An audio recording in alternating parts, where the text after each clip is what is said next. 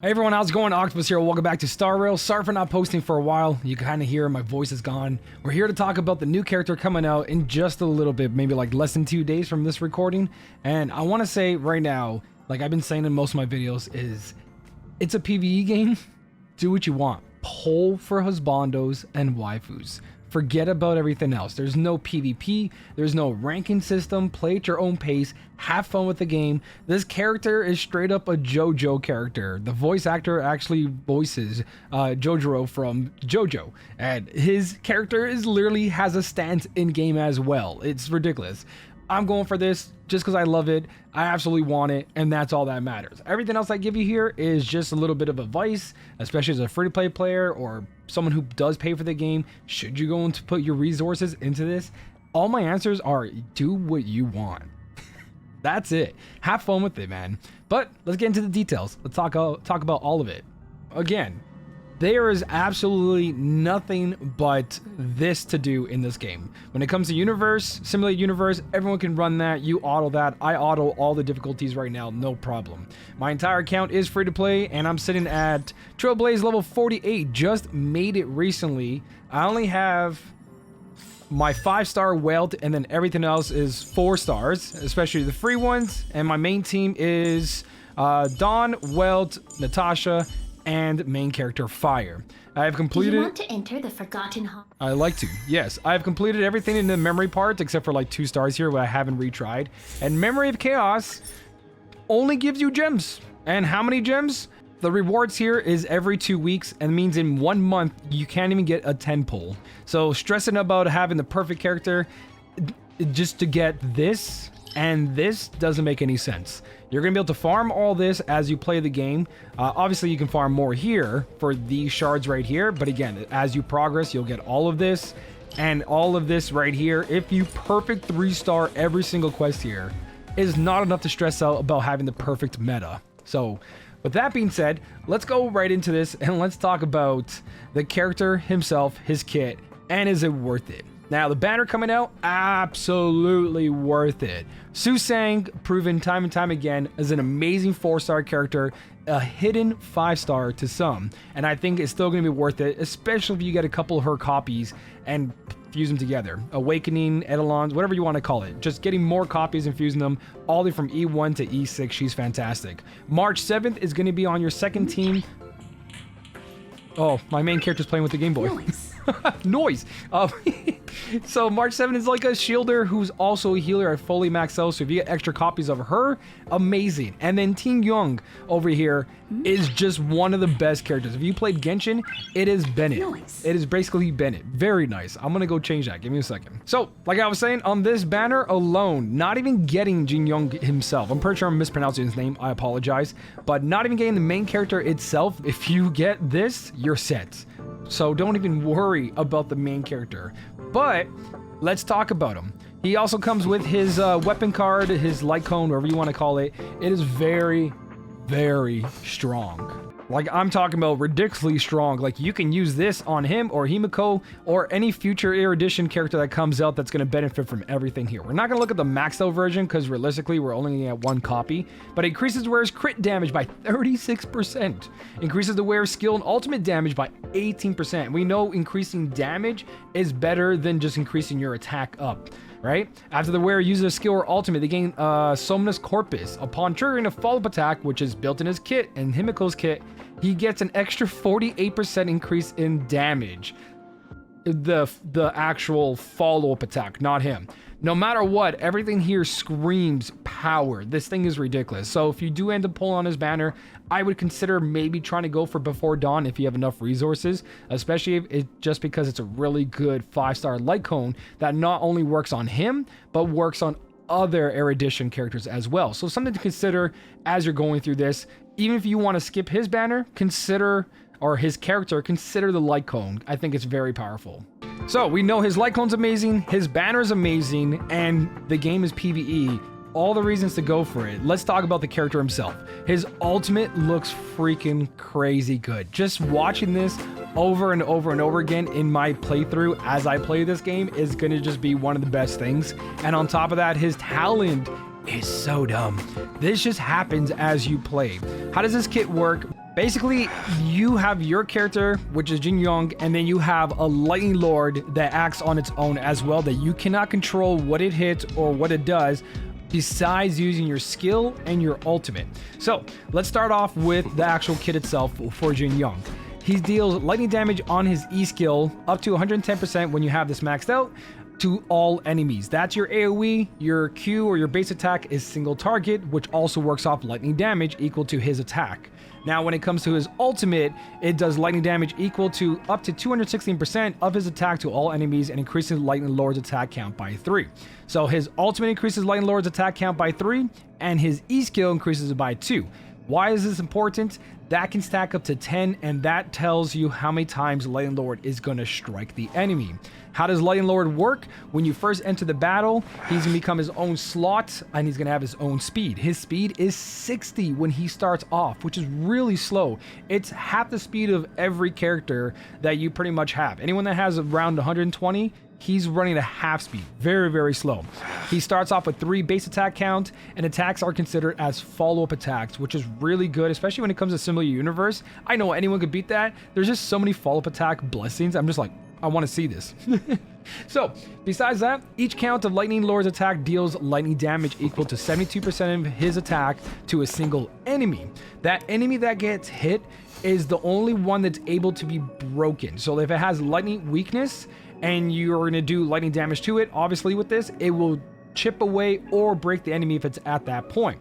Anything that it hits around it, because it is an AoE attack, where you see right here, it hits 25% of adjacent enemies on the main target. Even if they have lightning weakness, they won't get broken or chip away at that white bar above the HP. So you got to keep that in consideration. You don't control this, and if the boss or your group and there's someone you want to break, you can't choose to, hey, hit that one to break it. If it happens, it happens. It doesn't, it doesn't. Not a huge make or break, because the damage you do is still ridiculously strong. If you get a break in there, it's bonus. If you're facing one enemy, then you're guaranteed to break it. So it doesn't really matter. Now, every time you use, so right here, like I said, it reaches a max of 10, aka meaning the more times your character uses its skill and its ultimate, you're going to be able to hit that 10 cap to always do max damage when it comes to Lightning Lord's turn. So you want to be able to run Jin Yuan as a little bit speedy to make sure that he's getting more turns in there to make sure he stacks up those attacks. So when the Lightning Lord happens, it does 10 every single time. Also, another thing about his kit is that his energy is 130. So if you want to be able to do ultimate every 4 turns, you're going to have him beside the fire main character. That way, when she gets hit with AoE attacks, he'll get hit, and that way he'll restore some of his energy. Or one of the characters carry a light cone that restores energy for the party. That's your only way to get this to run every 4 turns, so keep that in mind if you want that huge DPS to continue. That's one of the things you're going to need in his kit. Now, with that being said, every time Lightning Lord attack count is increased by 1, his speed is increased by 10. So he starts off with 60, but for every time you increase that stack, so right here, if you use your E, you increase his speed by 20, put him at 80. If you use your ultimate, you're adding 30, and that's how he gets faster and faster and faster and ends up doing it. So the more you do your turns, the faster your Lightning Lord will come up, the more damage you do. So you want to put that in, get that to 10, get him going. So speed is kind of important on this kit. Not the make or break to like, oh, should I do this or this, but something to consider. And once all that happens, it all resets. So once he does attack, 10 hits, if you got to 10, it resets back to its base value. And also, if Jin Yuan is downed, the Lightning Lord is also gone from the battle. So you can't just go like, oh, I lost one, I have this backup. No, they work hand in hand. Also, crowd control affects Lightning Lord as well, so keep that in consideration as you're going through the battles. As for your technique, can only be used in certain places, but it's there. It increases the count by 2 before you enter battle. Pretty cool. But the thing down here that's nice is the traces. So, if the Lightning Lord's attack count is greater or equal to 6 in the next turn, its crit damage increases by 25% for next turn. Really, really good. Then you got Man with a Plan. If you want to put resources into this, you get 15 energy immediately when you enter battle. And then this one is really good to have. After using skill, crit rate increases by 10% for 2 turns. And since we're here talking about the actual kit and buffing, because this is your traces, which you use those materials you farm, when you use a buffer on Jin Yuan, it will affect Lightning Lord, but only if it's multiple turns. Because let's say that you use Bronya or Ting Yong to buff Jin Yuan, you're going to get this one turn to act, and then the buff falls off. And then Lightning Lord has its own turn. When it comes into effect, if you've already attacked with the character, the Lightning Lord won't have that buff. So you want to plan it to be like, oh, the Lightning Lord's attack's coming up, let me buff Jin Yuan, and that way the Lightning Lord will get that buff. So keep that in consideration when it comes to one turn buffs. You're going to have to kind of work around that in order for the Lightning Lord to have that bonus damage as well. So that is his kit. No matter what, even with all little bit of complications here and there, he's going to be the best lightning character in the game. He's going to be one of the strongest AoE attackers in the game besides Clara. Clara just has a special thing going on for her that she works really, really well. I would say if you have Clara, this is one of those banners you could consider skipping, especially because we have a couple, like Servals are lightning damage. You've got, where is he? Arlen is another lightning damage, and later on Kafka, which is waifu for a bunch of people, is coming out, is going to be another lightning character. And why is this important? Is because most of the time you're going to want that one damage dealer that's going to carry you, and everything else is there to support it. So having more than one lightning character could be something like, oh, I'm going to use you over you, and then you kind of just wasted resources. So if you're waiting for one or the other, that is up to you. Something to consider, but just like everything that's being shown in this game, you can get away with just using Serval. Really. You really don't need anything else. So yeah, he's here.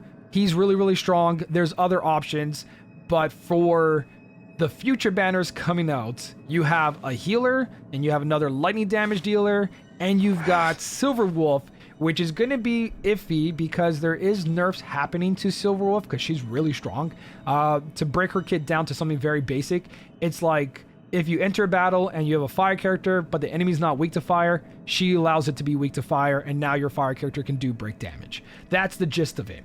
There's going to be more to that. Obviously, we'll go to a review later on, but a lot of people want to save for Silver Wolf over this character, and that's because DPS characters are a dime a dozen. They will be replaced eventually, where your buffers, your healers, your shielders, debuffers, they have unique roles that are not going to be played by a lot of characters. So the more you have of them, the stronger your team setups are going to be.